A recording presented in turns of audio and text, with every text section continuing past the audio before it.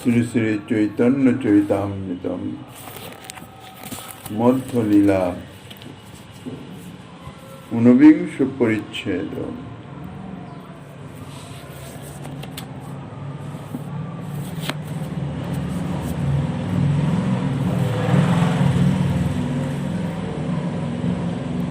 হৃদি যস্য প্রেরণয়া প্রবর্তিত অয়ং বরাক রূপয়পি তস্য হরে পদকমলং বন্দে চৈতন্য দেবস্য। কলিযুগ পাবন অবতার পরম করুণাময় শ্রী গৌরাঙ্গ সুন্দরের পরম অন্তরঙ্গ প্রিয় পার্শ্বদ বর্জ্য পূজ্যপাদ শ্রীল কৃষ্ণদাস কবিরাজ গোস্বামী মহাশয় তাহার শ্রী শ্রী চৈতন্য চরিতামৃত নামক শ্রী গ্রন্থের মধ্যলীলার ঊনবিংশ পরিচ্ছেদে শ্রীমন মহাপ্রভু কর্তৃক শ্রী গোস্বামী পাদের শিক্ষা বর্ণনা করিতেছেন। শ্রীমন মহাপ্রভুর যে অপার কৃপায় শ্রী গোস্বামী পাদ তিনি যে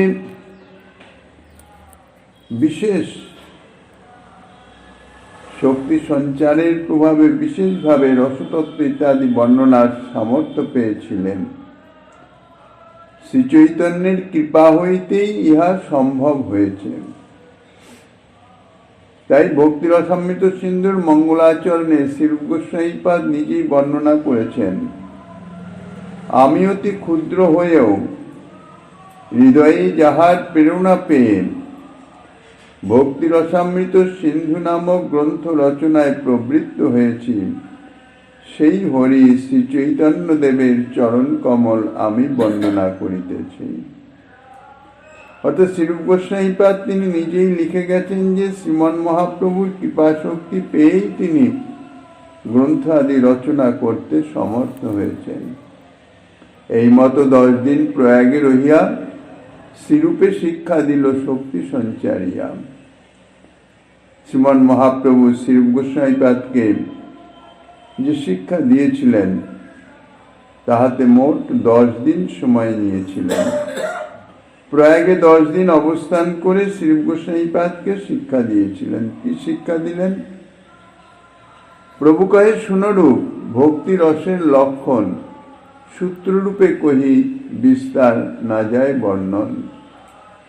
পারাবার সিন্ধু গম্ভীর ভক্তি রস সিন্ধু তোমা চাখাইতে তার কহি এক বিন্দু। শ্রী গোস্বামী পাদকে প্রভু সম্বোধন করে বলছেন যে শুনো, ভক্তিরসের লক্ষণ, ভক্তিরসের যে লক্ষণ সে সম্বন্ধে তোমাকে আমি বর্ণনা করিতেছি, তুমি শ্রবণ করো। কিন্তু আমি যাহা বর্ণনা করিতেছি তাহা অতি অতি সংক্ষিপ্ত সূত্ররূপে, কেননা বিস্তারিতভাবে ইহা বর্ণনা করা সম্ভব নয়।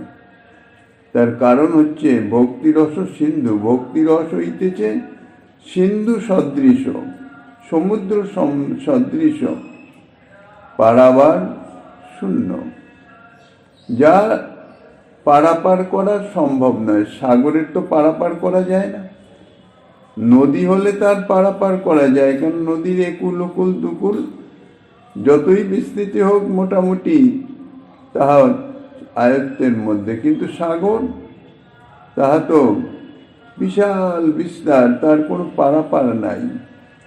সেই জন্য বলছেন পারাবার শূন্য, সীমা শূন্য, অসীম এই ভক্তিরস। কাজেই তা তো সম্যকরূপে বর্ণন করা সম্ভব নয়। আর সেই সঙ্গে সঙ্গে যেমন অসীম বিস্তার, সেই সঙ্গে সঙ্গে সমুদ্রের সঙ্গে তুলনা দেওয়ার সার্থকতাই যে সমুদ্র যেমন অতল স্পর্শী, যার তল খুঁজে পাওয়া যায় না, তা ভক্তিরসেরও সেই রকম পরম গম্ভীর, যার তল নাই, শেষ নাই। তোমাকে শুধুমাত্র একটু চাখাইতে মানে কিঞ্চিত মাত্র আস্বাদনের নিমিত্ত সূত্র রূপে এই ভক্তি রসের কিঞ্চিত তোমাকে বর্ণনা করিতেছি। তার এক বিন্দু আমি বলিতেছি। সমুদ্রের তুলনায় এক বিন্দু ইয়া কত ক্ষুদ্রাতি ক্ষুদ্র হতে পারে। এই তো ব্রহ্মাণ্ড ভরি অনন্ত জীবগণ 84 লক্ষ যোনিতে করয়ে ভ্রমণ। প্রথমে বলছেন এই যে ব্রহ্মাণ্ডের যে সমস্ত জীবগণকে দেখিতেছ,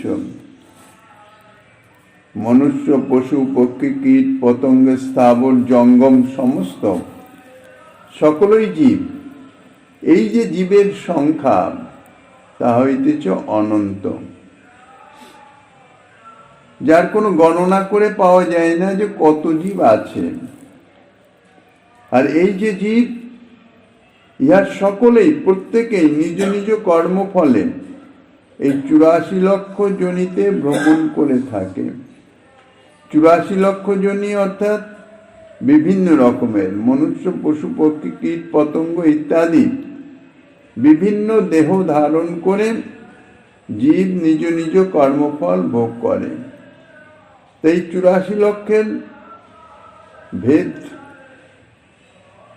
একটা মোটামুটি আন্দাজ করে বলেছেন। জলজা নবলক্ষানি স্থাবরা লক্ষ বিংশতি ক্রিময় রুদ্র সংখ্যাকং পক্ষিন 10 লক্ষকম 30 লক্ষানি পশবস 4 লক্ষানি মানুষা সর্বজনিং পরিত্যজ্য ব্রহ্মজনিং ততয় অভ্যাগত। জীব এই 84 লক্ষের মধ্যে বলছেন 9 লক্ষ বার জলজ যোনিতে জন্মগ্রহণ করে থাকে, অর্থাৎ জলজ জীব, শ্যাওলা জাতি হোক বা নানান রকম হোক, যা জলে জন্মে। 20 লক্ষ বার স্থাবর যোনিতে, অর্থাৎ বৃক্ষ, পর্বত ইত্যাদি যারা নড়াচড়া করতে পারে না। 11 লক্ষ বার কৃমি যোনিতে, কৃমি, কীট ইত্যাদি যে, তাহাতে 11 লক্ষ বার জন্মগ্রহণ করতে হয়। 10 লক্ষ বার পক্ষী জনিতে, পক্ষী রূপে বিভিন্ন বেয়াতের পক্ষী আছে, সেই পক্ষী রূপে জন্ম হয় 10 লক্ষ বার। তারপর 30 লক্ষ বার পশু জনিতে, তৃণভোজী পশু আর মাংসাশী পশু, বিভিন্ন পশু ইত্যাদিতে 30 লক্ষ বার। আর 4 লক্ষ বার মনুষ্য জনিতে। মনুষ্য জনিতে বলতে পশুর পরে বানর জাতীয় যে সমস্ত আছে, বানর, শিম্পাঞ্জি, গরিলা ইত্যাদি, এসব মনুষ্যর জনিতে বলে ধরে নেওয়া হয়। কোন কোন শাস্ত্রে বলা হয় 4 লক্ষানি বানরা, অর্থাৎ বানর প্রজাতির, যারা মনুষ্যের মতন কিছুটা। মহাজনগণ বা শাস্ত্রেও বলেন মনুষ্য দেহ হইতেছে দুর্লভ, ইহা ভগবত কৃপা প্রদত্ত দান। 84 লক্ষ জনের ভ্রমণের মধ্যে ইহা অন্তর্ভুক্ত নয়। 84 লক্ষ জনই কর্মফল ভোগের নিমিত্ত, শুধুমাত্র কর্মফল ভোগের জন্যই 84 লক্ষ জনিতে ভ্রমণ করতে হয়। সাধন বলে ভগবান কৃপা করে মনুষ্য জনিতে, অর্থাৎ মনুষ্য দেহ যখন প্রদান করেন,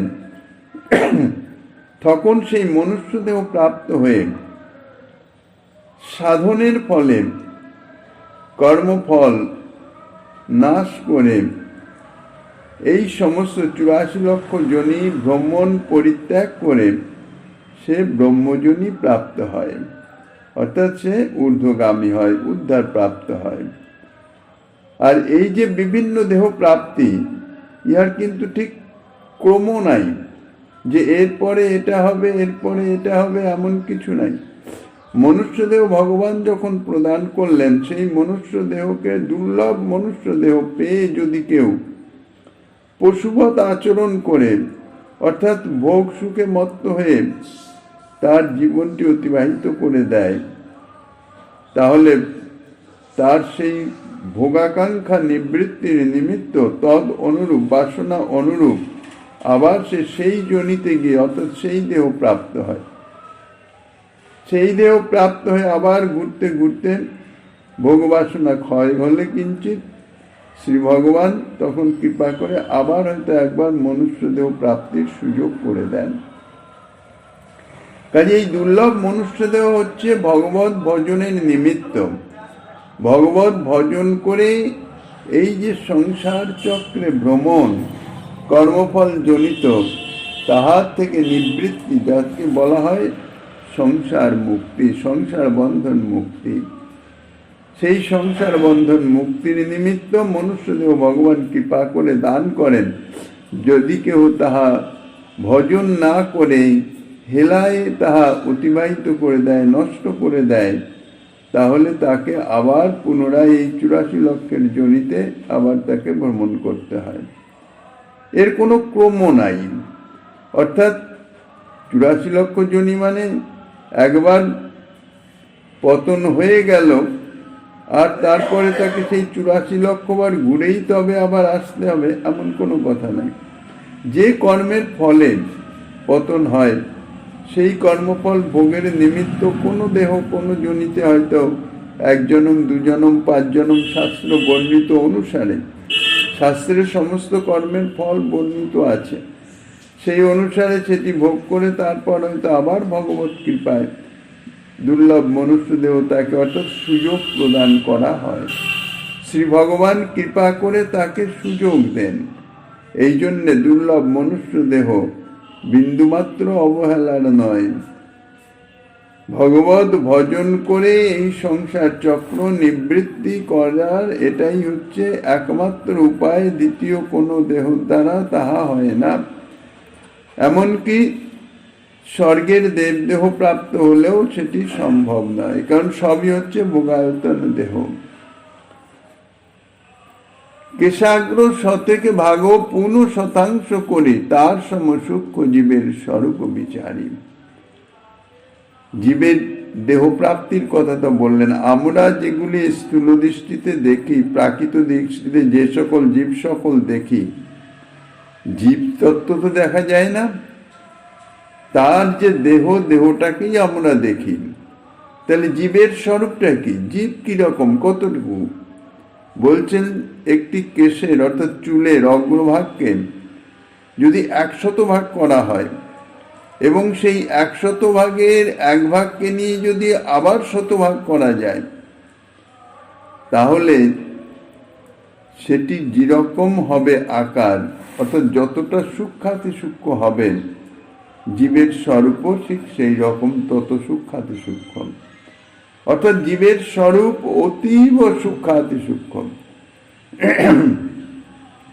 জীব স্বরূপ তো ভগবানের অংশ, জীব শক্তির অংশ, কিন্তু সেই অংশ কতটুকু তারই পরিমাণ বলিতেছেন, এত সূক্ষ্মাতি সূক্ষ্ম। শ্রী ভগবান হচ্ছেন বিভূচিত অর্থাৎ চিৎ শক্তি, আর জীব হইতেছে অনুচিত। জীবও চিৎ শক্তি, কিন্তু অতি অনুপরিমাণে। ভগবানের চিৎকণ অংশ, জীব অংশ, ভগবান হচ্ছেন অংশী। জীব হচ্ছেন নিয়ম অর্থাৎ নিয়মের অধীন, আর ভগবান হচ্ছেন নিয়ন্তা, নিয়ম সৃষ্টি করেন। জীব শাসক, ভগবান শাস্তা। জীব শাসক অর্থাৎ জীব শাসনের অধীন।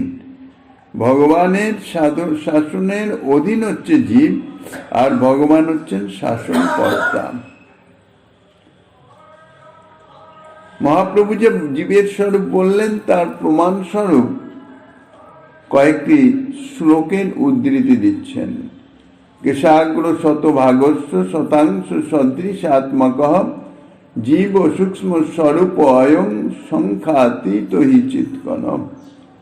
এই কেশের অগ্রভাগ শতাংশ করলে তার আবার 1% করলে যত সূক্ষ্ম হবে, জীবের স্বরূপ হচ্ছে তাদৃশ্য সূক্ষ্ম কিন্তু চিৎকণ, চিৎ স্বরূপ। আরেকটি দৃষ্টান্ত দিয়েছেন, বালাগ্র শতভাগস্য শতধা কল্পিতস্য চ ভাগ জীব অভিজ্ঞ ইতি চাহ পরা শ্রুতি। ওই একই কথা, কেশাগ্রের যে শতভাগের এক ভাগ, সেই এক ভাগের শতাংশের অর্থাৎ আবার শতভাগের এক ভাগ তুল্য জীবকে জানবে। দুই জায়গারই একই জীবের স্বরূপের একই বর্ণনা দিয়েছেন। শ্রীমদ্ ভাগবতে বলছেন, অপরিমিতা ধ্রুবাস তনু ভৃত জ্যোতি সর্বগতা স্তহি ন শাসাতেতি নিয়ম ধ্রুব নেতরথা অজনী চ জন্ময়ং তদ বিমুচ্চ নিয়ন্ত্র ভবেৎ সমমনুজানতাং যদ মতং মত দুষ্টতয়া।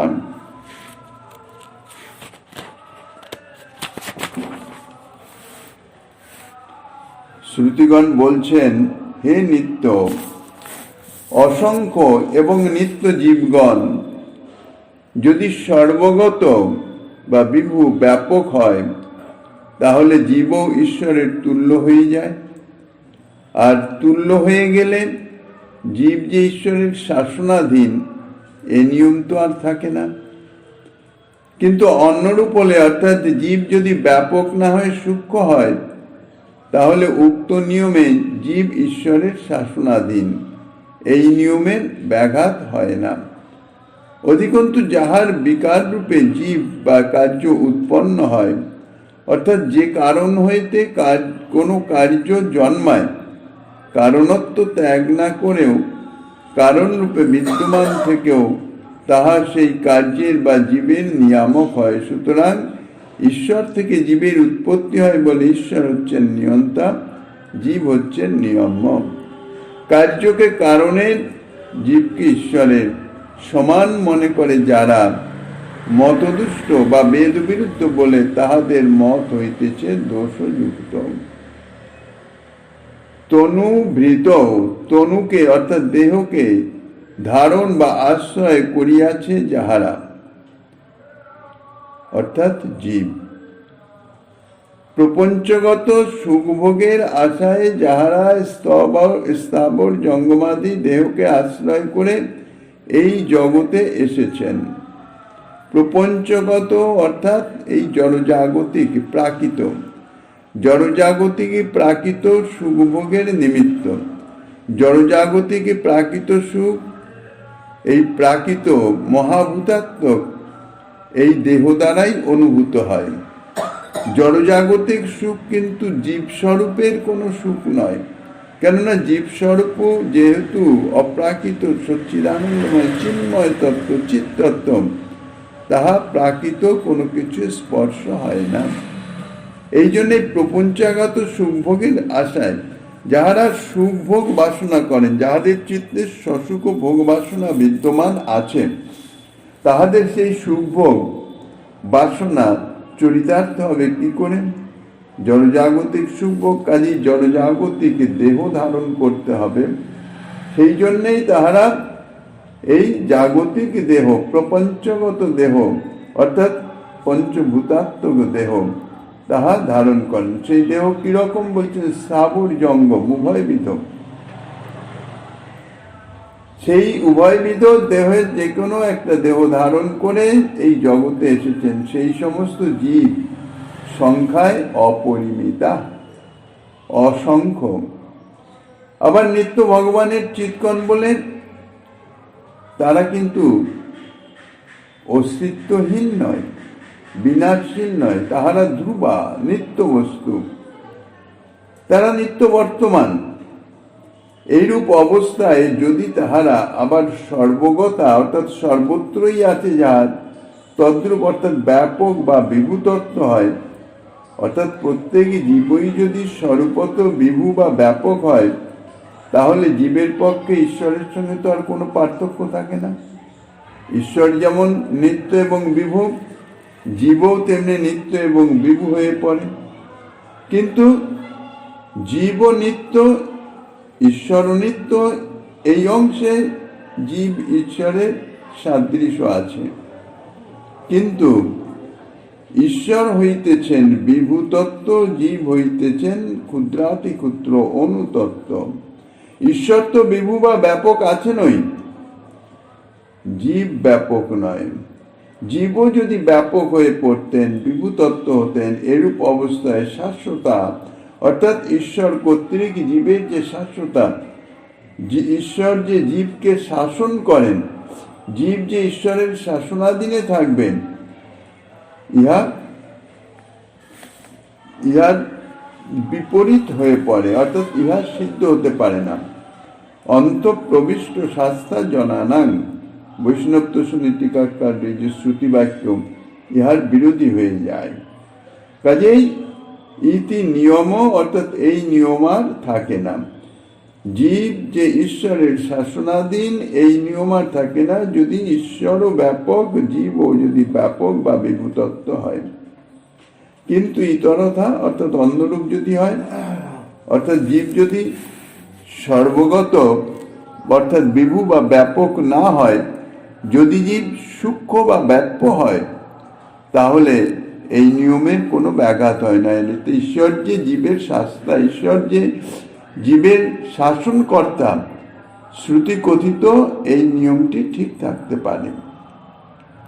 শ্রুতিবাক্য নিত্য সত্য, তার অন্যথা হতে পারে না। এবং শ্রুতি যখন বলছেন ঈশ্বর জীবের শাস্তা, অর্থাৎ ঈশ্বর জীবের শাসনকর্তা, তখন জীব কখনো বিভু বা ব্যাপক হতে পারে না। কারণ জীব ব্যাপক হলে ঈশ্বর কর্তৃক শাসনীয় থাকতে পারে না। বস্তুত ঈশ্বরই জীবের নিয়ামক। কারণ জন্ময়ং অজনী, যাহার বিকার রূপে কোনো কার্য জন্মায়, যে কারণ থেকে কোনো কার্যের উদ্ভব হয়, অর্থাৎ কোনো কার্য তো কারণ ছাড়া হয় না, কোনো একটা কারণ থেকেই তারপরে কার্যের উদ্ভব হয়, কার্য প্রকাশ হয়। তাহা অর্থাৎ সেই কারণ অবিমুচ্য, কারণত্বকে পরিত্যাগ না করে সেই কার্যের নিয়ামক হয়ে থাকে, অর্থাৎ নিয়ন্তা। কারণ কারণই কার্যের নিয়ামক। কোনো কার্য নিয়মের অধীন, কোন নিয়মের? কারণের নিয়মে। যে কারণ থেকে কার্যের উদ্ভব, সেই কারণের অধীন। জীবরূপ কার্য যখন ঈশ্বর রূপ কারণ থেকে উৎপন্ন হয়েছে, অর্থাৎ সমস্ত জীবগণ যখন ঈশ্বরের থেকে সৃষ্টি হয়েছে, যত বা ইমানি ভূতানি জায়ন্তে, এই যে যত যত ভূতগণ অর্থাৎ জীবগণ জন্মগ্রহণ করে, জন্মায়, সমস্তই ভগবানের থেকে, তখন ঈশ্বরই হলেন জীবের নিয়ন্তা বা শাস্তা বা শাসনকর্তা। এইরূপে ঈশ্বর জীবের নিয়ন্তা হওয়াতে জীব ব্যাপক বা সর্বগত হতে পারে না। কার্য কারণে জীব ও ঈশ্বরে সমান বলে অনুজানতাং, যাহারা জানে বা মনে করে, অর্থাৎ সাধারণত জ্ঞানমার্গের যাহারা, তাহারা তো জীব ব্রহ্মে ঐক্যবাদ স্থাপন করেন। সর্বং খল্লিদং ব্রহ্ম, অহং ব্রহ্মাস্মি, আমি ব্রহ্ম।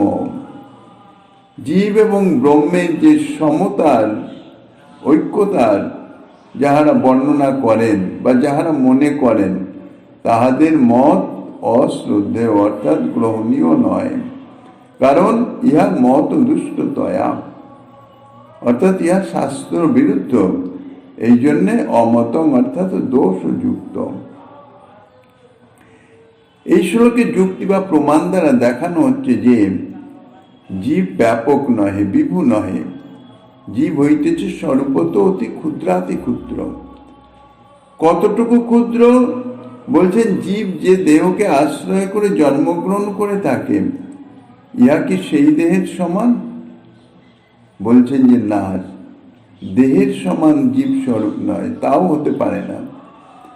যদি মনে করা যায় জীবের পরিমাণ দেহের পরিমাণের সমান, তাহলে জীবের মধ্যে অনিত্যত্ব এসে যায়, নিত্যত্ব আর থাকে না। কেননা একই জীব কর্মফল অনুসারে বিভিন্ন দেহ আশ্রয় করেন। কখনো মানুষ হচ্ছে, কখনো পশু হচ্ছে, কখনো পক্ষী হচ্ছে, কখনো বা একটি কীট পতঙ্গ হচ্ছে, কখনো বিশাল বৃক্ষলতাদি হয়ে যাচ্ছে।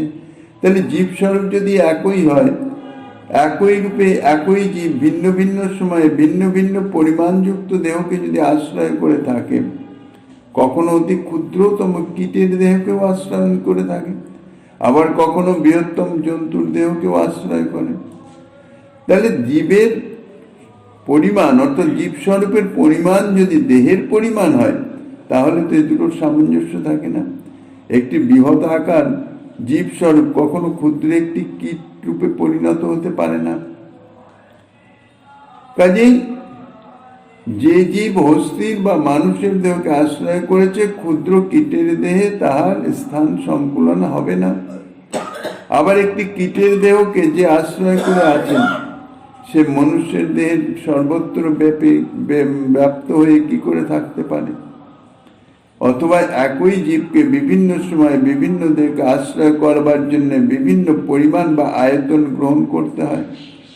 তাহলে সেটাই যদি হয়, তাহলে জীব স্বরূপের আয়তনের অর্থাৎ আকারের কোনো নিত্যত্ব থাকে না। কিন্তু নিত্যবস্তু যাহা, তাহার মধ্যে কোনো রকম পরিবর্তন হয় না।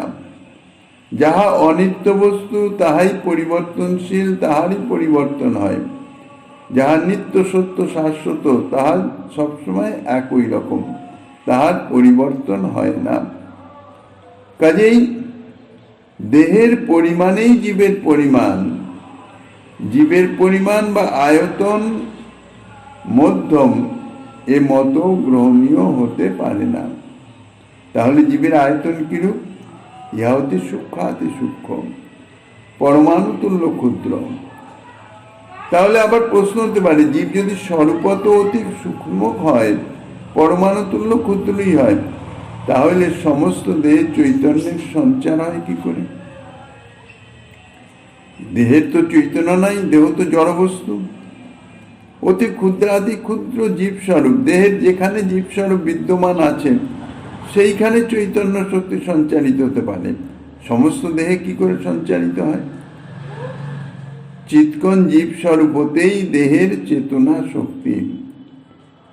কিন্তু অনুতুল্য ক্ষুদ্র জীব তো দেহের এক অতি ক্ষুদ্র অংশে পড়ে থাকে, যেখানেই থাকুক, তাহাতে সমস্ত দেহের চেতনা শক্তি বিস্তারিত হয় কি রূপে?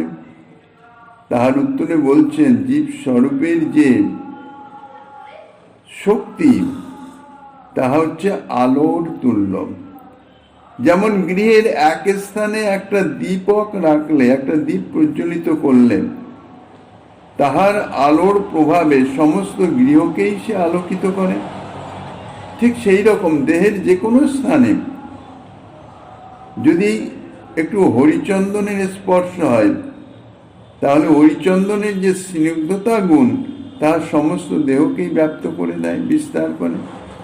ঠিক সেই রকম অনুপরিমিত জীব স্বরূপ দেহের যে কোনো স্থানেই যদি অবস্থান করে, তাহলে তার স্বীয় চেতনা শক্তি প্রভাবে সমস্ত দেহেতে চৈতন্য শক্তি সঞ্চারিত করে দেয়।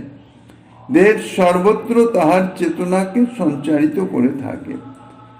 অনুমাত্র অপ্যয়ং জীব স্বদেহং ব্যাপ্যতিষ্ঠতি, ব্যাপ্য শরীরানি হরিচন্দন বিপ্রুষম। কাজেই দেখা গেল, জীব স্বরূপত বিভু নয়, মধ্যমাকারও নয়, পরন্তু জীব হচ্ছে অতি সূক্ষ্মাতি সূক্ষ্ম, সূক্ষ্মতম বস্তু। তাহলে জীবের স্বরূপ মহাপ্রভু নির্ণয় করে দিলেন। জীব নিত্য সত্য শাশ্বত চিৎ স্বরূপ, কিন্তু তার যে পরিমাণ, স্বরূপের পরিমাণ, তা হইতেছে অতি সূক্ষ্মাতি সূক্ষ্ম, পরমাণু সদৃশ। এই যে জীব 84 লক্ষ জনী, তার মধ্যে সেই জীবকে প্রভু এবার ভাগ করছেন। তার মধ্যে স্থাবর জঙ্গম দুই ভেদ, জঙ্গমে তির্যক জল স্থল চর বিভেদ। অর্থাৎ এই যে জীব সংখ্যায় তাহা অনন্ত, সেই অনন্ত জীবের মধ্যে মোটামুটি দুই ভাগে ভাগ করাচ্ছে। এক জীব হচ্ছে স্থাবর, যারা চলাফেরা করতে পারে না, এক স্থানেই বিদ্যমান থাকে, যেমন বৃক্ষ পর্বত ইত্যাদি। আর হচ্ছে জঙ্গম, যারা চলাফেরা করতে পারে, যেমন পশু পক্ষী কীট পতঙ্গ ইত্যাদি।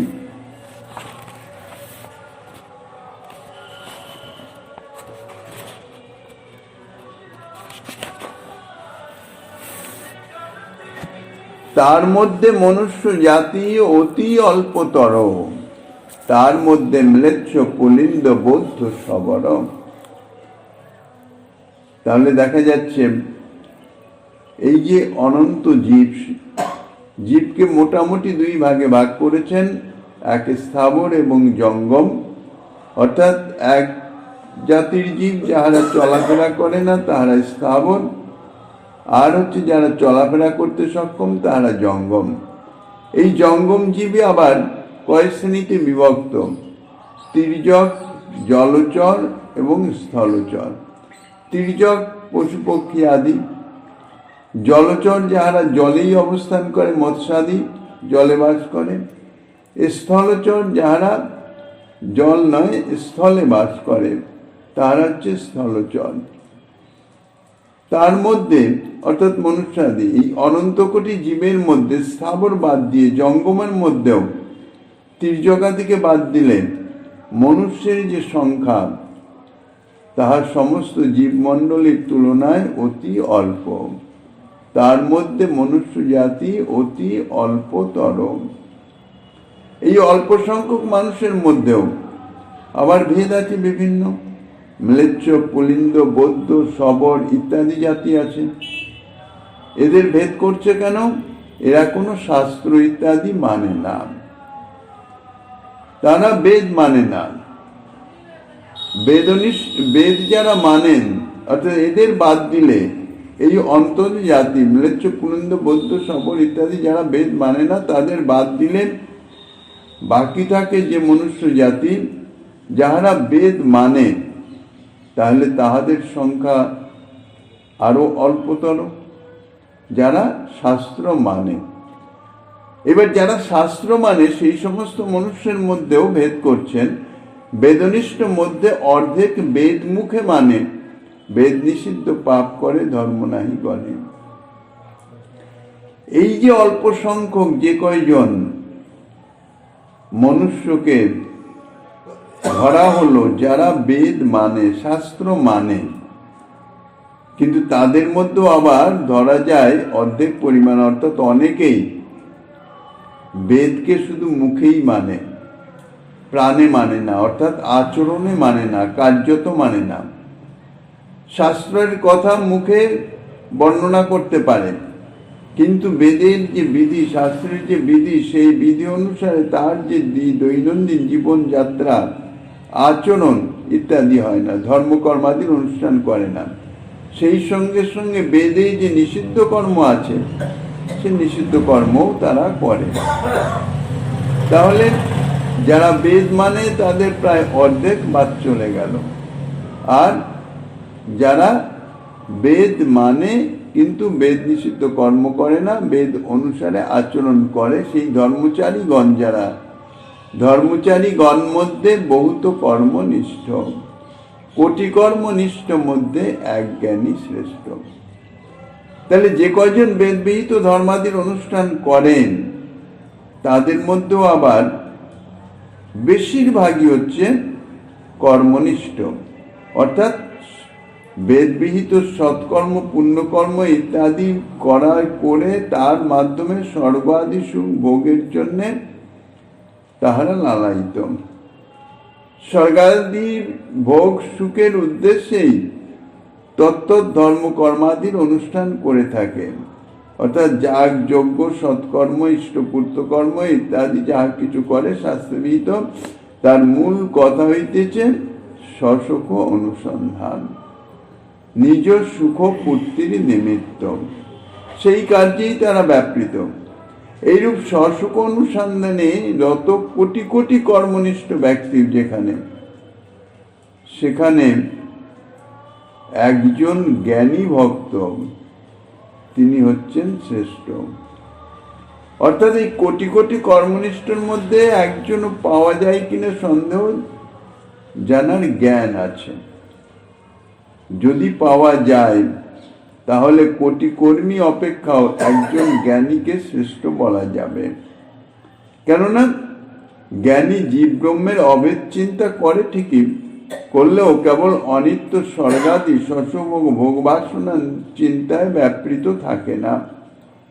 প্রকৃত জ্ঞানী নিজ অভীষ্ট সাযুজ্য মুক্তি পাওয়ার জন্যে তাহারা সাধন করেন, জ্ঞান সাধনা করেন, ভগবানকে ভক্তি করে থাকেন। কারণ ভক্তির কৃপা ব্যতীত কোনো সাধনের ফল প্রাপ্ত হওয়া যায় না। ভক্তি ব্যতীত, ভক্তির সাহচর্য ব্যতীত জ্ঞান সাধন করলেও তাহাতে জ্ঞানের যে ফল মুক্তি তাহা পাওয়া যায় না। ব্রহ্মের সঙ্গে সাযুজ্যগামী জ্ঞান মার্গের সাধক তাহারাই হইতেছে জ্ঞানী। তাহলে দেখা গেল কি, যাহারা বেদবিহিত ধর্ম আচরণ করেন তাদের মধ্যে হয়তো কোটি কোটি সেই কর্মনিষ্ঠগণের মধ্যে একজন হয়তো পাওয়া যায় যে হইতেছে জ্ঞানী। আবার এই রকম কোটি জ্ঞানী মধ্যে হয় একজন মুক্ত। কোটি মুক্ত মধ্যে দুর্লভ এক কৃষ্ণ ভক্ত। এই রকম যাহারা জ্ঞান সাধনা করেন মুক্তি লাভের উদ্দেশ্যে, সেই রকম কোটি কোটি জ্ঞানীর মধ্যে হয়তো একজন সাধনার মাধ্যমে মুক্তি লাভ করতে পারেন, অর্থাৎ মুক্ত হতে পারেন। প্রভু বলছেন সেই রকম কোটি কোটি মুক্তগণের মধ্যে একজন হয়তো পেলেও পাওয়া যেতে পারে, যিনি হইতেছেন কৃষ্ণ ভক্ত। জ্ঞানী তো আর কৃষ্ণ ভক্ত নয়। তারা যেটুকু ভক্তির সাধনা করেন, ভক্তির সাহচর্য গ্রহণ করেন, তাহাদের জ্ঞান সাধনার সিদ্ধির নিমিত্ত, ভক্তি সাধনার জন্য নয়। কাজেই কোটিমুক্ত মধ্যে দুর্লভ এক কৃষ্ণ ভক্ত, অত্যন্ত দুর্লভ কৃষ্ণ ভক্ত। তাহলে কৃষ্ণ ভক্তের যে অবস্থা, কৃষ্ণ ভক্তি লাভ করলে তবেই তো সে কৃষ্ণ ভক্ত। তাদৃশ কৃষ্ণ ভক্তের যে কি জাতীয় দুর্লভতা, অর্থাৎ কৃষ্ণ ভক্তি যে কত দুর্লভ বস্তু, শ্রীমন মহাপ্রভু এই পুরো অনন্ত জীবের মধ্যে তুলনা করে বিচার করে কৃষ্ণ ভক্তির দুর্লভতা প্রমাণ করলেন, দেখালেন। তার মধ্যেও আবার এই যে কৃষ্ণ ভক্ত, এই কৃষ্ণ ভক্ত একজন, সে হচ্ছে শান্ত প্রকৃতি। কেননা কৃষ্ণ ভক্ত নিষ্কাম। কৃষ্ণ ভক্তের অর্থাৎ ভক্তির যে মূল কথা, ভিত, তা হইতেছে নিষ্কামতা। কোটি কোটি জ্ঞান মার্গের সাধকের মধ্যেও হয়তো একজন মাত্র মায়াবন্ধন থেকে মুক্তি লাভ করে মুক্ত হতে পারেন, অর্থাৎ সাধনের সিদ্ধি লাভ করতে পারেন। কিন্তু এই রকম মুক্ত অতীব দুর্লভ। শ্রীমদ্ ভাগবত বলছেন, মুমুক্ষানাং সহস্রেষু কশ্চিৎ মুচ্যতে সিদ্ধতি। এইরূপ যাহারা জীবন মুক্তি লাভ করেন তাদের কোটি সংখ্যার মধ্যে হয়তো একজনকে পাওয়া যায়, যিনি কৃষ্ণ ভক্তি লাভ করেছেন, শ্রীকৃষ্ণে ভক্তি করেন। এই যে কৃষ্ণ ভক্তি, কৃষ্ণ ভক্ত, তাহলে অনন্ত কোটি জীবের কথা তো বহু দূরে, কেবলমাত্র তার মধ্যে মনুষ্য তো অতি অল্পতর। সেই অল্পতর মনুষ্যের মধ্যেও এইভাবে বাদ দিতে দিতে দিতে কৃষ্ণ ভক্তের সংখ্যা তাইলে কি অবস্থা হবে, কত দুর্লভ কৃষ্ণ ভক্ত। কৃষ্ণ ভক্তের মূল হচ্ছে নিষ্কাম। কৃষ্ণ ভক্ত রূপে সেই পরিণত হতে পারবে যার অন্তরে কোনো রকম কামনা নাই, কামনা শূন্য। নিজ সুখের বাসনাকেই বলা হয় কাম। আত্ম ইন্দ্রিয় প্রীতি ইচ্ছা ধরে কাম নাম। আত্ম ইন্দ্রিয় অর্থাৎ আত্মা এবং দেহ ইন্দ্রিয় আদির যে সুখ বাসনা, তাই হচ্ছে কাম। যার এই কাম আছে, এই সুখ বাসনা আছে, তাহার হচ্ছে কামী। যার এই সুখ বাসনা নাই, তাহারাই হইতেছে নিষ্কামী। তাহলে কৃষ্ণ ভক্তের মূল যোগ্যতা হইতেছে নিষ্কামতা, অর্থাৎ নিজ সুখের সুখ বাসনার কোনো গন্ধ লেশাবাস থাকতে পারবে না। এই নিষ্কামতার জন্যে কৃষ্ণ ভক্ত নিষ্কাম, এই জন্যে সে শান্ত। শান্ত কি?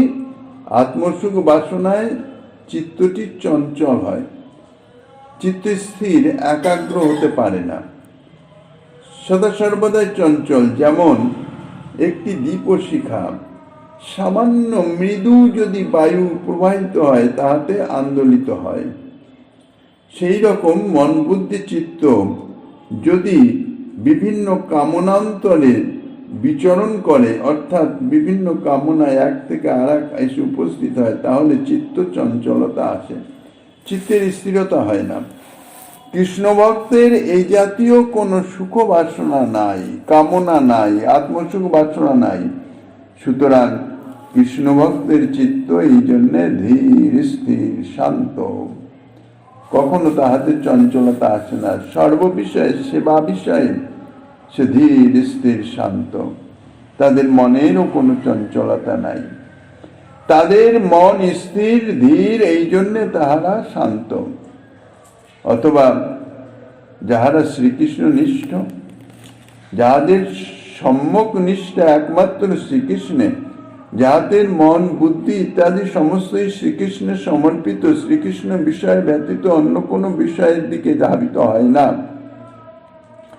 সম মন নিষ্ঠতা বুদ্ধের, সেই কৃষ্ণনিষ্ঠ বুদ্ধিকে বলা হয় সম। এই বুদ্ধি বা সম যাদের আছে তাহারাই হইতেছে শান্ত। অর্থাৎ যাহাদের বুদ্ধি, অর্থাৎ মন বুদ্ধি চিত্ত সমস্ত শ্রীকৃষ্ণ নিষ্ঠ, শ্রীকৃষ্ণতে পরিপূর্ণ সম্যক রূপে সর্বতভাবে নিষ্ঠাপরায়ণ, তাহারা হইতেছে শান্ত। কৃষ্ণ ভক্তের বুদ্ধি সদা সর্বদাই কৃষ্ণনিষ্ঠ, এই জন্যে শ্রীকৃষ্ণ ভক্ত হইতেছে শান্ত। আর ভুক্তি মুক্তি সিদ্ধি কামী সকলেই অশান্ত। এছাড়া আর যারা আছে, এই যে দুর্লভ কৃষ্ণ ভক্ত কথা বললেন, সেই কৃষ্ণ ভক্তের স্বরূপ মহিমা কিরকম, তাহারা নিষ্কাম, এই জন্যে তাহারা হচ্ছে শান্ত। এছাড়া বাকি যারাই আছে, অর্থাৎ যাদের মধ্যে কিছুমাত্র কামনার গন্ধ আছে, যে কোনো ধরনের কামনার গন্ধ হোক না কেন, তাহারা সকলেই হচ্ছে অশান্ত। অর্থাৎ কামনাই অশান্তির কারণ। তো সেই কামনা আবার বিভিন্ন রকম, ভুক্তি মুক্তি সিদ্ধি ইত্যাদি বহুবিধ কামনা আছে। সসুখ ভোগ বাসনা বহুবিধ আছে, আত্মসুখ বাসনা অর্থাৎ দেহ ইন্দ্রিয় আদির সুখ বাসনা, আর স্বরূপগত আত্মার সুখ বাসনা, সবই তো সুখ বাসনা। সেই যে সুখ বাসনা যারা কামনা করেন, সেই কামী যারা, তারা সকলেই অশান্ত। তারা ভুক্তি মুক্তি সিদ্ধি কামী, মোটামুটি তিন ভাগে ভাগ করে দিয়েছেন। যাহারা বিষয়াদি বা স্বর্গাদি সুখ ভোগ করতে চায়, অর্থাৎ এই জড়জগতে থেকে যারা অর্থ সম্পদ জাগতিক সমস্ত বস্তু বা এই সমস্তের মাধ্যম দিয়ে সুখ ভোগ করতে চায়। আর জাগতিক এই যে দেহের যে স্থায়িত্ব তো অতি অল্প সময়, কাজেই এই জাগতিক সুখ এই দেহ দ্বারা ভোগ করে তৃপ্তি হয় না। যাদের সুখ ভোগ বাসনা আরো বেশি, তারা আর কি চান, দেবদেহ ধারণ করে স্বর্গে অবস্থান করে স্বর্গের দেবতা হয়ে আরো দীর্ঘ সময় ব্যাপী আরো পারিপাট্য সহকারে স্বর্গসুখ ভোগ করতে, অর্থাৎ এই জাগতিক সুখই ভোগ করতে। কারণ স্বর্গে তো জড়া ব্যাধি নাই, এই ভূলোকে তো দেহে জড়া ব্যাধি আছে, নিরবিচ্ছিন্নভাবে সুখ ভোগ করা যায় না। তো সেই জন্যে স্বর্গাদি সুখ ভোগ চায়, যার জন্য যাগযজ্ঞ ইত্যাদি কর্ম করে, সৎকর্ম করে, তারা হচ্ছে ভুক্তিকামী। আর মুক্তিকামী কারা? যারা শালোকাদি মুক্তি চায় বা যারা অনিমাতি সিদ্ধি চায়, তারা হচ্ছে সিদ্ধিকামী। যোগ সাধনার মাধ্যমে অষ্টাদশ সিদ্ধি লাভ হয়। এরা সকলেই আত্মসুখের জন্য কিছু চায়। এই আত্মসুখ বাসনায় যাদের মন চঞ্চল থাকে, অশান্ত থাকে, অস্থির থাকে, এই জন্যে তারা সকলেই হচ্ছে অশান্ত। অর্থাৎ যাদের মধ্যে যে কোনো কামনার কিছু একটু আভাসও থাকলেও তাদের চিত্ত শান্ত হতে পারে না।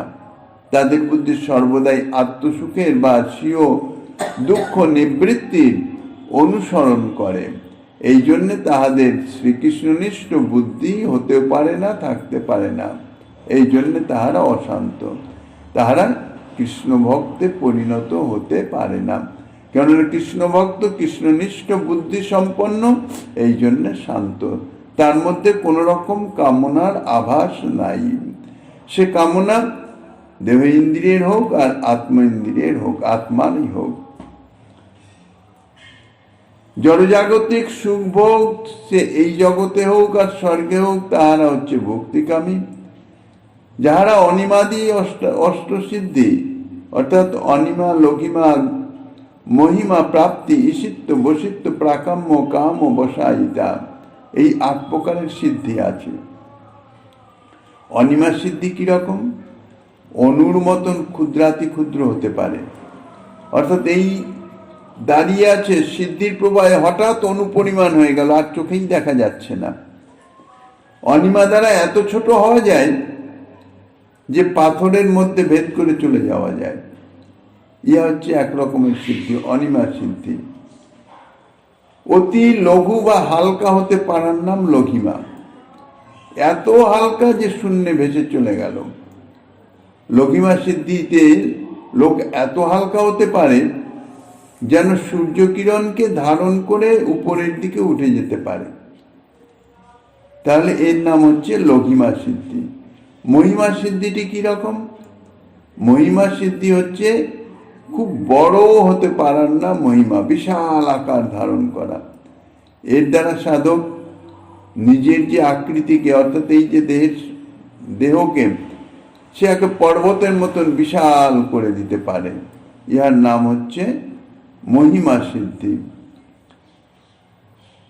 যে সিদ্ধির প্রভাবে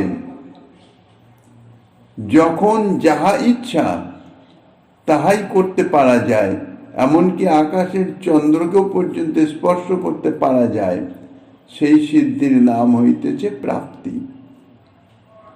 তারপর হচ্ছে ঈশিত্ব। ঈশিত্ব কাকে বলে? যে সিদ্ধির প্রভাবে ভূত, ভৌতিকাদি সৃষ্টি আদি করা যায়। অর্থাৎ এই জড়জাগতিক নাশবান বস্তু ইত্যাদি বিভিন্ন বস্তু সৃষ্টি করা যায়, তৈরি করা যায়, তার নাম হচ্ছে ঈশিত্ব। আর বশিত্ব হচ্ছে কি? যে সিদ্ধির দ্বারা এই ভূত, ভৌতিকাদি সমস্ত কিছুকে বশীভূত করা যায়, যাকে বশীকরণ বিদ্যা বলে। সেই বশীকরণ বিদ্যায় যদি কেউ সিদ্ধ হয়, তার নাম হচ্ছে বশিত্ব। আর যে সিদ্ধির দ্বারা সমস্ত ইচ্ছা, এমনকি মাটির মধ্যেও জলের মধ্যে ন্যায় ডুব দিতে ইচ্ছা পর্যন্ত করা যায়, তার নাম হচ্ছে প্রাকাম্য। এগুলো সব যোগ সিদ্ধি। যোগ সাধনার ফলে যে কোনো সিদ্ধি লাভ হতে পারে। প্রাকাম্য নামক সিদ্ধি হচ্ছে সে ইচ্ছা করলে মাটির মধ্যেও ডুব দিয়ে দিতে পারবে, জলের মতন। আর যে সিদ্ধি দ্বারা সত্য সংকল্প লাভ হয়, যেমন সংকল্প তেমনই কাজ করা যায়, যা ইচ্ছা তাই করা যায়। এমনকি একটা দগ্ধ বীজ, যে বীজটি একবার ভাজা হয়ে যায়, তার থেকে তো অঙ্কুর হয় না কখনো, কিন্তু সেই দগ্ধ বীজ থেকেও অঙ্কুর উৎপাদন করার সামর্থ্য জন্মায়। সেই সিদ্ধির নাম হচ্ছে কামাবসায়িতা। তাহলে যারা সিদ্ধিকামী, অর্থাৎ যারা এই সমস্ত, আর যদিও এখানে মুখ্য হচ্ছে অষ্টসিদ্ধি, কিন্তু এছাড়া আরো 10 রকমের ছোটখাটো সিদ্ধি আছে। তো এই সমস্ত সিদ্ধি যাহারা চায়, তাহারা যোগ সাধনা ইত্যাদি সিদ্ধি প্রাপ্তির নিমিত্ত তাহারা সাধনা করেন। সাধনা করে তাহারা সিদ্ধি লাভ করে, তাহারা সেই সিদ্ধি অনুযায়ী ভোগ করেন। ভুক্তি তো হচ্ছে পরকালের স্বর্গাদি সুখ ভোগ, আর ইহকালের জড়জাগতিক সুখ ভোগ। তাহলে ভক্তিকামী সিদ্ধিকামী গেল, বাকি রইল মুক্তিকামী। মুক্তিকামী কাদের বলে? মুক্তিকামী যারা, তারাই জড়জাগতিক এই দেহের কোনো সুখ বাসনা তাদের কামনা নয়, তাহাদের আত্মার সুখ বাসনা করেন, অর্থাৎ জীব স্বরূপের সুখ বাসনা করেন। তাহারা যে মুক্তি কামনা করেন, মুক্তি হচ্ছে 5 প্রকার: সালোক্য, শাস্তি, সারূপ্য, সামীপ্য এবং সাযুজ্য। এই 5 প্রকারের মুক্তি, পঞ্চবিধা মুক্তি। এখন প্রশ্ন হতে পারে, সালোক্য, শাস্তি, সারূপ্য, সামীপ্য মুক্তিতে ধামোচিত ঐশ্বর্যাদির কামনা থাকতে পারে বলে এই চতুর্বিধা মুক্তি যাহারা কামনা করেন, তাহাদের চিত্ত চাঞ্চল্য হয়তো জন্মিতে পারে। কেননা এই 4 প্রকারের মুক্তি পেয়ে তাহারা ভগবত ধামে ভগবত পার্ষদ রূপে অবস্থান করেন। কিন্তু সাযুজ্য মুক্তি যেটা, সেখানে তো কোনো স্বতন্ত্র অস্তিত্বই থাকে না। তখন সসুখ বাসনার অবকাশ কোথায়? এই জন্যে সাযুজ্য মুক্তিকামীদের চিত্ত চঞ্চল বা অশান্ত কেন হবে? কেননা বলছেন যে ভক্তি মুক্তি সিদ্ধিকামী সকলেই অশান্ত, তাহলে মুক্তিকামীরাও অশান্ত। তাহলে সাযুজ্য মুক্তি যারা কামনা করেন, সাযুজ্য মুক্তি ব্রহ্মে লয় হয়ে যাওয়া, ব্রহ্মের সঙ্গে মিশে যাওয়া, সেখানে নিজের কোনো স্বাতন্ত্র্যই নাই, কোনো চঞ্চলতাও নাই, তাহলে অশান্ত কেন হচ্ছেন? বলছেন সাযুজ্য মুক্তি কামীর সসুখ ভোগ বাসনা নাই, এটা ঠিক, কিন্তু নিজ দুঃখ নিবৃত্তির তো বাসনা আছে। আত্মান্তিক দুঃখ নিবৃত্তির বাসনাই হচ্ছে মুক্তি লাভের উপায়, অর্থাৎ মুক্তি লাভের কারণ, মুক্তি লাভের যে ইচ্ছা তার কারণ। দুঃখ নিবৃত্তির জন্য আকাঙ্ক্ষা, সুখ ভোগের আকাঙ্ক্ষা যেমন কামনা, তেমনি দুঃখ নিবৃত্তি, দুঃখ ভোগ না করার আকাঙ্ক্ষা, তাও তো কামনা। এই আকাঙ্ক্ষাও কাম। বাস্তবত নিজের জন্য কিছু চাইলেই বা কিছু প্রত্যাশা করলেই তাই হইতেছে কাম, তাতে চিত্তের চাঞ্চল্য জন্মাবে। আর যদি বলা যায় দুঃখ নিবৃত্তির অভিপ্রায়ে সাধনে প্রবৃত্ত না হয়ে যদি ব্রহ্মের সঙ্গে মিশে গিয়ে ব্রহ্ম হয়ে যাওয়ার অভিপ্রায়ে সাধনে প্রবৃত্ত হয়, তাহলেও নিজের জন্য একটা কিছু তো কামনা। ব্রহ্মের সঙ্গে লীন হয়ে যাওয়ার কামনাও তো কামনা, সেটাও তো নিজের জন্যে। ব্রহ্মত্ব লাভের গৌরবের কামনাই হলো এই সাধনের প্রবর্তন। সুতরাং ইহাও চিত্ত চাঞ্চল্যজনক কামই, কামেই চিত্তে চাঞ্চলতা থাকে। দুঃখ নিবৃত্তির অথবা ব্রহ্মত্ব লাভের গৌরবের কামনা সাধনের শেষ অবস্থায়ও থেকে যায়, কারণ এই কামনাকে অপসারিত করে তাহার স্থান অধিকার করার পক্ষে অন্য কোনো উদ্দেশ্য সাযুজ্যকামীর থাকতে পারে না। সুতরাং সকল সময় জ্ঞান মার্গের সাধকের সাধনের প্রবর্তক থাকে নিজের জন্য কিছু না কিছু প্রাপ্তির বাসনা। শ্রীকৃষ্ণনিষ্ঠ বুদ্ধি এইরূপ সাধকের থাকে না। তাই সাযুজ্য মুক্তিকামীগণ তারাও অশান্ত, অর্থাৎ যে কোনো মুক্তিকামী তাদের চিত্ত অশান্ত। বিশেষত যে পর্যন্ত একটা নিত্য অচঞ্চল সর্বগ্রাসী বা অনন্ত বৈচিত্র্যময় আনন্দের সন্ধান জীব না পায়, সে পর্যন্ত সেই আনন্দে চিত্তের নিবিড়তা আবিষ্টতা না জন্মায়, সেই পর্যন্ত চিত্তের চঞ্চলতা থাকবেই, এদিক ওদিক ছুটাছুটি থাকবেই, নিবৃত্তি সম্ভব নয়। তো এই জাতীয় আনন্দ কোথায় পাওয়া যাবে? একমাত্র ভক্তিতেই।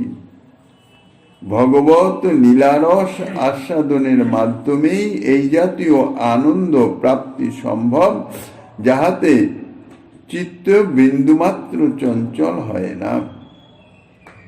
এই ভক্তি সুখের আস্বাদন, লীলারসের আস্বাদন যিনি পেয়েছেন, ব্রহ্মানন্দ তাহার চিত্তকে বিচলিত করতে পারে না। কিন্তু এই ভক্তি সুখ লীলারসের আস্বাদন ইহার এমনই প্রভাব, এমনই শক্তি যে ব্রহ্ম জ্ঞানী যারা ব্রহ্মানন্দে নিমগ্ন হয়ে আছেন তাদের চিত্তকেও পর্যন্ত আকৃষ্ট করতে সমর্থ। এই ভক্তি সুখ ব্রহ্মানন্দ হইতে পূর্ণানন্দ লীলারস ব্রহ্মজ্ঞানী আকর্ষিয়া করে আত্মবশ। তাহলে দেখা যাচ্ছে যে ভক্তি এমনই চাঞ্চল্য রহিত। অন্য যে কোনো কামনার আভাস থাকলে চিত্ত চাঞ্চল্য থাকবেই। ব্রহ্মজ্ঞানী ব্রহ্মানন্দে অচঞ্চল থাকতে পারেন যতক্ষণ পর্যন্ত তিনি অশেষ রসামৃত সিন্ধু শ্রীকৃষ্ণের রূপগুণ লীলাদির কথা না শোনেন। সুখ সনকাদি তার প্রমাণ।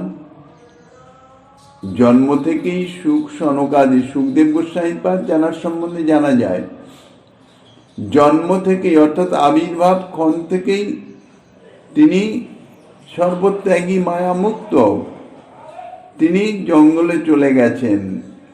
ব্যাসদেব পিছনে পুত্রকে ডাকতে ডাকতে কিছু দূর গিয়ে বাধ্য হয়ে ফিরে এসছেন। সেই সুখদেব গোস্বামীপাদ যিনি ব্রহ্মে তল্লীন হয়ে সমাধিস্থ হয়ে অবস্থান করছেন, তানার চিত্তকে পর্যন্ত আকর্ষণ করছেন শ্রীকৃষ্ণ লীলা। শ্রীকৃষ্ণের রূপ ও সম্বন্ধে, রূপ মাধুর্য, লীলা অর্থাৎ মানে মহিমা ইত্যাদি যখন তার কর্ণধার দিয়ে হৃদয়ে প্রবিষ্ট হয়ে গেল, অর্থাৎ ব্রহ্মানন্দ অনুভব করা অবস্থা থেকে সেখান থেকে কৃষ্ণলীলা আকর্ষণ করে নিয়ে নিল, তার চিত্তে চাঞ্চল্য সৃষ্টি করে দিল। তাহলে দেখা যাচ্ছে যে এই সমস্ত ব্রহ্মজ্ঞানী যারা ব্রহ্মানন্দে নিমগ্ন আছেন, অর্থাৎ তাহারাও সমাধিস্থ যারা আছেন, তাহাদের চিত্তও চঞ্চলতা হয়। তবে স্বাভাবিকভাবে সাধারণ লোকের মতন নয়। যদি কৃষ্ণ লীলা ইত্যাদি তাহাদের শ্রুতিপথে পতিত হয়, জন্মতেই সুখ সংসাদী হয় ব্রহ্মময়, কৃষ্ণ গুণাকৃষ্ট হইয়া কৃষ্ণের ভজয়। নবযোগেশ্বর জন্ম হইতে সাধক জ্ঞানী, বিধিশিব নারদ মুখে কৃষ্ণ গুণ শুনি, গুণাকৃষ্ট হইয়া করে কৃষ্ণের ভজন। সুতরাং কৃষ্ণ গুণাকৃষ্ট না হওয়া পর্যন্ত, ভক্তিরানীর সম্যক কৃপা না হওয়া পর্যন্ত মুক্তিকামী এমনকি ব্রহ্মানন্দীরও চিত্তচাঞ্চল্যের সম্ভাবনা থাকে। যতক্ষণ চিত্তচাঞ্চল্যের সম্ভাবনা থাকে ততক্ষণ পর্যন্ত তাহার চিত্ত অশান্তই ধরতে হবে। কিন্তু যে পর্যন্ত ভক্তি মুক্তি বাসনা হৃদয়ে থাকে সে পর্যন্ত ভক্তিরানীর কৃপা বা ভক্তি সুখ ইহা কখনোই সম্ভব নয়। সে পর্যন্ত চিত্ত অশান্ত থাকবেই। এই জন্যই বলেছেন, ভক্তি মুক্তি স্পৃহা যাবৎ পিচাসী হৃদি বর্ততে তাবৎ ভক্তি সুখস্যাত্র কথম উদয় ভবে। ভক্তি মুক্তি স্পৃহা যে পর্যন্ত, ভক্তি মুক্তি স্পৃহাকে পিচাসী রূপে আখ্যা দিয়েছেন। এই পিচাসী, ভক্তি মুক্তিরূপ পিচাসী যে পর্যন্ত হৃদয়ে বিদ্যমান থাকে সে পর্যন্ত সেই হৃদয়ে কি করে ভক্তি সুখ আবির্ভূত হতে পারে, এ সম্বন্ধে আরো কিছু আস্বাদনী দিচ্ছেন শ্রীমন মহাপ্রভু গিরিধারীলালের কৃপা হলে। আগামী দিন আস্বাদনের বাসনা রেখে অদ্যকার শ্রী চৈতন্য কথার এখানেই